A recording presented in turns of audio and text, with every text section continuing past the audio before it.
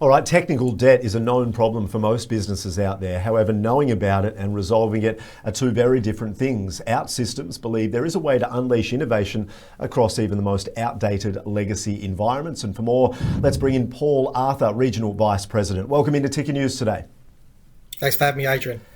So tell us firstly, what is technical debt exactly and why do you think it's so important? Well, it's an interesting one. You mentioned that a lot of people know about technical debt, but it's a sort of hidden issue for many organisations because it's something that sort of blends over time. It's as important as financial debt. It's a burden that they carry, but it happens when people build applications and IT infrastructures at a point in time without the idea of there is going to be a future for these things. So they often take the most expedient, shortcut way to get a solution to market. But then as times change and technology evolves, they find they're dealing with technologies that aren't cutting edge, that aren't able to provide the infrastructure or the services that they need, and then require a lot of resources to keep them running. Are there particular sectors or fields out there where you see this is the biggest issue? It happens quite extensively in organisations or that have a legacy of using technology. So weirdly enough, the most early adopters of technology back in the day are the ones who may have built on, say, established big ERP systems or CRM systems. Mm-hmm. They would have deployed those systems, customized them to meet their requirements. And then as the world has moved on with mobile and web and things like that, those systems just can't evolve. So traditionally, organisations, particularly banks, suffer from this quite extensively.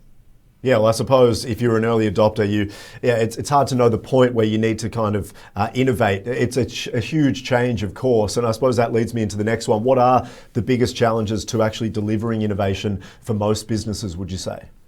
Well, I think there are two right now, Adrian. I think the main issue that we're seeing at OutSystems is that people are stuck with, they've over-customized some of their old technology, and those customizations are so heavily embedded in that systems that they basically can't upgrade to newer versions because the newer versions won't accept those customizations. So that limits their ability to innovate and therefore restrict the business based on IT. And IT is supposed to liberate the business and enable the business, not restrict it.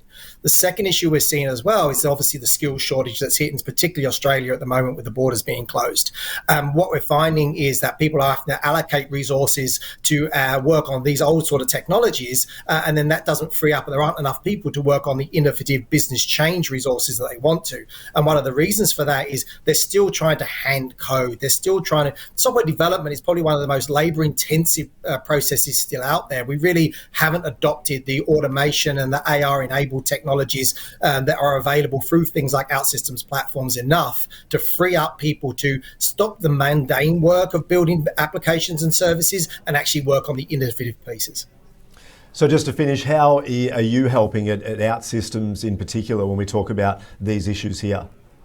So what we're trying to do is we apply an OutSystems. We have a rapid application development platform that's empowered by AI to do 80% of the heavy lifting of building these applications. So you can free up your resources to work on the more business initiatives that make you unique, that makes your business unique, that gives you that value proposition and gives you value in the market. So stop having to worry about the back end coding. We take care of that. You take care of the business initiative.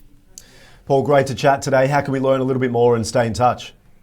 Some great case studies on outsystems.com of some particularly strong Australian organisations who are doing this work today. And we'd love to be talking to anybody who wants to release the innovation that's within their organisation. Thanks for your time today on Ticker News. We'll talk again soon. Thanks, Adrian. Appreciate it.